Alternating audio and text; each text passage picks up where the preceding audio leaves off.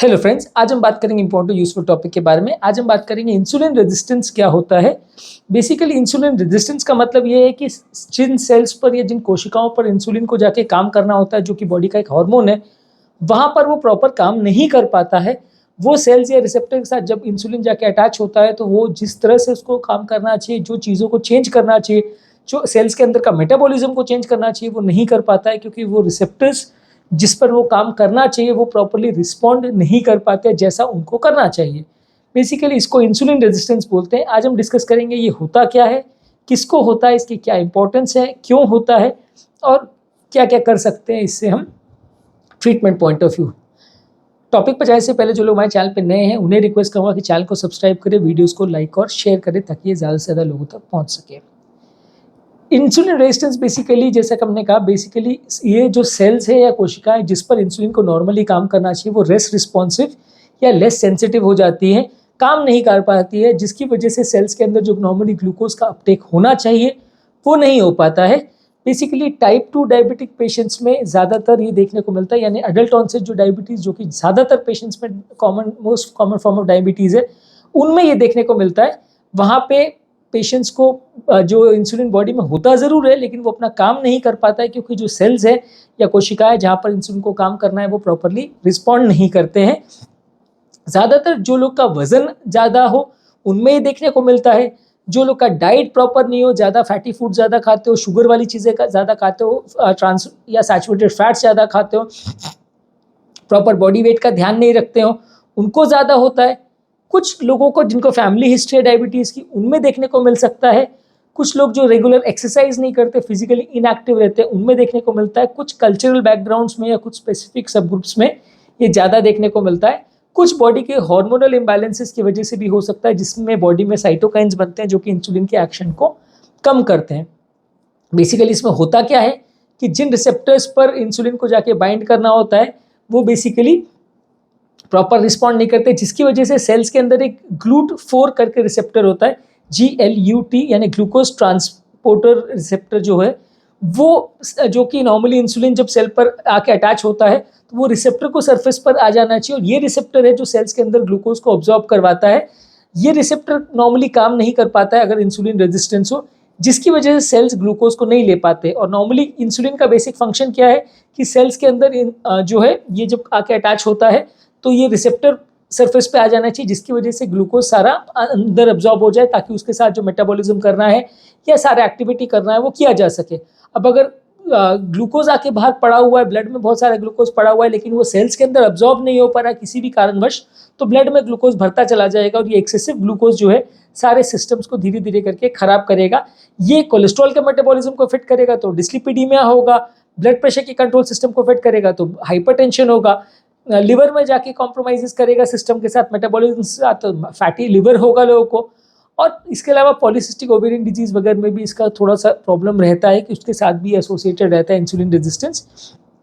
ज़्यादातर insulin resistance किसी भी व्यक्ति जिसको डायबिटीज़ है या फास्टिंग ब्लड शुगर वगैरह ज़्यादा है, HbA1c ज़्यादा है, उससे हम अंदाज़ लगा सकते हैं कि उनको इंसुलिन रेजिस्टेंस है। ग्लूकोज टॉलरेंस टेस्ट कर सकते हैं कि पेशेंट को हमने 75 मिलीग्राम ग्लूकोज दिया और उसको कितने देर के बाद वो ग्लूकोज लेवल किस लेवल पर पहुंच रहा है, 1-2 घंटे बाद रीचेक किया, फिर 4 घंटे बाद रीचेक किया, तो हमें पता चल सकता है कि ग्लूकोज का बॉडी में रिस्पॉन्स कैसा आ रहा है। उसके बेसिस पर हम जज कर सकते हैं कि बॉडी में इंसुलिन रेजिस्टेंस है या नहीं। इसके अलावा एक इसका डायरेक्ट असेसमेंट आता है जिसे HOMA-IR टेस्ट बोलते हैं, यानी homeostatic model of insulin resistance, homeostatic model of assessment of insulin resistance बोलते हैं, HOMA-IR।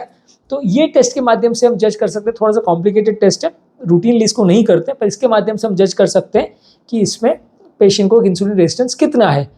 अब insulin resistance basically type 2 diabetes में बहुत कॉमनली होता है और धीरे धीरे करके बढ़ते जाता है, जिसकी वजह से इंसुलिन की रिक्वायरमेंट बॉडी में और बढ़ती चली जाती है, और धीरे धीरे पेशेंट को डायबिटीज़ बढ़ते जाता है। एक स्टेज ऐसा आता है कि जो पैनक्रियाटिक सेल्स है वो उतना ज़्यादा ओवरलोड बर्दाश्त नहीं कर पाते, वो उतना ज़्यादा इंसुलिन प्रोडक्शन नहीं कर पाते हैं जितना कि बॉडी को रिक्वायरमेंट है। मान लीजिए अगर इंसुलिन प्रॉपरली काम कर रहा है और 100 यूनिट इंसुलिन में बॉडी का काम चल रहा है, वहीं अगर इंसुलिन प्रॉपर काम नहीं कर पा रहा है तो 100 के बदले 200 यूनिट लगेगा, 200 में काम नहीं हो पा रहा है तो 300 लगेगा। तो जितना यूनिट्स बढ़ते जाएगा उतना बॉडी को और ज़्यादा इंसुलिन बनाना पड़ेगा। इसकी वजह से पैनक्रियाटिक सेल्स ओवरबर्डन्ड हो जाएंगे और धीरे धीरे करके पैनक्रियाटिक सेल्स मरने लगेंगे। तो इसीलिए ज़्यादातर टाइप 2 डायबिटीज़ में बहुत सारे पेशेंट्स को लंबे समय तक अगर डायबिटीज़ का प्रॉपर कंट्रोल नहीं हो, वजन वगैरह का प्रॉपर ध्यान नहीं रखें, तो फिर धीरे धीरे करके पैनक्रियाटिक सेल्स भी मरने लग जाते हैं और फिर ये लंबे समय में ये सारे पेशेंट्स का शुगर लेवल इतना बढ़ जाता है कि फिर उनको इंसुलिन पर रखना पड़ता है, बाहर से इंसुलिन देना पड़ता है, क्योंकि बॉडी इतना इंसुलिन खुद बना ही नहीं पाती है कि प्रॉपर शुगर लेवल्स को मैनेज कर सके। कुछ मेडिसिन आती हैं जो इंसुलिन के रिसेप्टर पे एक्शन को इम्प्रूव करती है, जैसे कि मेटफॉर्मिन है जो कि रिसेप्टर लेवल पर इंसुलिन के एक्शन को इम्प्रोवाइज करती है, और GLP-1 एगोनिस्ट है। ये मेडिसिन जो है थाइरोलिडिन है जैसे पायोग्लूटाजोन वगैरह है, और GLP-1 रिसेप्टर एगोनिस्ट है जैसे ग्लिप्टिन्स है। ये सारी चीज़ें जो है मेडिसिन में आती है जो कि इंसुलिन के रिसेप्टर पर सेंसिटिविटी को इम्प्रोवाइज करती है। अगर आपकी बॉडी में इंसुलिन रेजिस्टेंस है तो डॉक्टर आपको ये मेडिसिन प्रिस्क्राइब करते हैं जिससे कि इंसुलिन का रिसेप्टर पर एक्शन इम्प्रोवाइज होता है। फिर भी अगर प्रॉपर इम्प्रोवाइज नहीं होता है तो बाहर से इंसुलिन देना पड़ता है, ताकि जो इंसुलिन का अगर 100 के बदले 200 यूनिट की रिक्वायरमेंट है तो आपको अगर बॉडी नहीं बना पा रही तो फिर बाहर से इंसुलिन देना पड़ता है उस एक्स्ट्रा इंसुलिन को ओवरकम करने के लिए। रेजिस्टेंस का बेसिकली मतलब ये है कि सेल्स को काम करने को जितना इंसुलिन लगता है उससे ज़्यादा की रिक्वायरमेंट हो जाती है, कि मान लीजिए 100 में काम कर रहे होते तो अब 200 लगेगा, काम उतना ही होगा लेकिन रिक्वायरमेंट बढ़ जाएगी कि double the amount of insulin लगेगा तो उतना ही काम हो पाएगा, क्योंकि जो रिसेप्टर्स है उनका रिस्पॉन्स नहीं है। जब बहुत ज़्यादा फोर्स प्रेशर होगा तो ही वो काम करेंगे, नहीं तो नहीं करेंगे। तो इसलिए double triple amount of insulin की रिक्वायरमेंट बढ़ने लगती है, और जब बॉडी इसको मीट नहीं कर पाती, इतना एक्सेस इंसुलिन नहीं बना पाती है, तो फिर बाहर से इंसुलिन देना पड़ता है। इसके अलावा इसको प्रिवेंट करने के लिए आपको क्या कर सकते हैं, एक प्रॉपर ताज़ा और बैलेंस डाइट लेना चाहिए, फल सब्जी वगैरह ज़्यादा लेना चाहिए, वजन कम करना चाहिए, ज़्यादा प्रोसेस्ड और ज़्यादा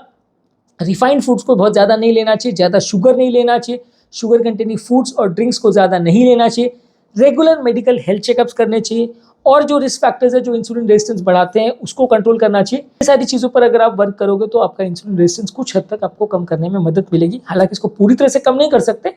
लेकिन कुछ हद तक आपको फ़ायदा मिलेगा। कुछ और नई टेक्निक्स पर भी आजकल काम चल रहा है, जैसे कि ये देखा जा रहा है कि बॉडी का अगर क्रॉनिक इन्फ्लेमेटरी कंडीशन हो या कोई भी कारण से सूजन है बॉडी में किसी भी बीमारी में, जिसकी वजह से एक तरह से मान लीजिए कि CRP फैक्टर्स या HSCRP बढ़ जाता है, तो वो सारे लोगों को भी इंसुलिन रेजिस्टेंस हो जाता है, उसको कम करने पर भी काम चल रहा है। नॉर्मल गट का या पेट का माइक्रोफ्लोरा जो है वो अगर कम हो जाता है तो ऐसा पाया जाता है कि इंसुलिन रेजिस्टेंस बढ़ जाता है, तो उसको इम्प्रोवाइज करके इंसुलिन रेजिस्टेंस को ओवरकम कर सकते हैं कि नहीं, उस पर रिसर्च चल रही है। और बॉडी का जो सर्काडियम रिदम है, इंसुलिन बनाने का जो नॉर्मल बॉडी का जो रिदम है, उसमें जो डिस्टर्बेंसेज आ जाती है उस पर भी कई रिसर्चेस चल रही, काम चल रहा है, जेनेटिक टेस्टिंग, जेनेटिक प्रोफाइलिंग, ये सब चल रहा है, जिससे फ्यूचर में इंसुलिन रेजिस्टेंस को इम्प्रोवाइज करने पर और चीज़ें नहीं आ सकती हैं। Over a period of time ये सारी चीज़ें और इम्प्रोवाइज हो सकती हैं। लेकिन ये चीज़ों को या इस बेसिक कॉन्सेप्ट को समझने की ज़रूरत है कि टाइप 2 डायबिटिक्स में इंसुलिन रेजिस्टेंस बहुत इंपॉर्टेंट का प्रॉब्लम है, जिसकी वजह से बॉडी में इंसुलिन होने के बावजूद भी या बॉडी को बाहर से इंसुलिन देने के बावजूद भी उतना काम नहीं हो पाता। इसलिए कई बार बाहर से बहुत ज़्यादा इंसुलिन भी देना पड़ता है और दवाओं के साथ भी इंसुलिन देना पड़ता है, ताकि दोनों काम एक साथ बॉडी में हो सके। टाइप 1 डायबिटीज़ में क्या होता है कि इंसुलिन बनना ही कम हो जाता है, तो इसीलिए बॉडी में इंसुलिन डेफिशिएंसी हो जाती है, तो बाहर से इंसुलिन आपको देना पड़ता है, दवाओं से उतना काम नहीं होता। टाइप 2 डायबिटीज़ में इंसुलिन रेजिस्टेंस हो जाता है, इसलिए बॉडी में इंसुलिन की कमी पड़ती है, डिस्पाइट द फैक्ट कि बॉडी में जितना ज़रूरत है उससे ज़्यादा इंसुलिन है, लेकिन बॉडी की रिक्वायरमेंट्स इतनी ज़्यादा बढ़ जाती है कि जिसको आपको दवाओं से मैनेज करना पड़ता है, लाइफस्टाइल मॉडिफिकेशन से मैनेज करना पड़ता है। यही कारण है कि बोला जाता है कि मोटे लोग को ज़्यादा डायबिटीज़ होती है, यही कारण है कि जो लोग ज़्यादा बैठे बैठे रहते हैं, एक्टिविटी नहीं करते, प्रॉपर लाइफस्टाइल मेंटेन नहीं करते, उनको डायबिटीज़ होती है। उसका रीज़न यही है कि ये सारी चीज़ें इनडायरेक्टली इंसुलिन रेजिस्टेंस को बढ़ाती है और इसकी वजह से डायबिटीज़ बढ़ती है। तो आज के टॉपिक में हमने इंसुलिन रेजिस्टेंस के बारे में बात की कि ये बेसिकली क्या है, क्या होता है और टाइप 2 डायबिटीज़ में इसकी इंपॉर्टेंस क्या है, इसको डिस्कस करने का प्रयास किया। जो लोग हमारे चैनल पर नए हैं उन्हें रिक्वेस्ट करूँगा कि चैनल को सब्सक्राइब करें और हमें इंस्पायर और मोटिवेट करें।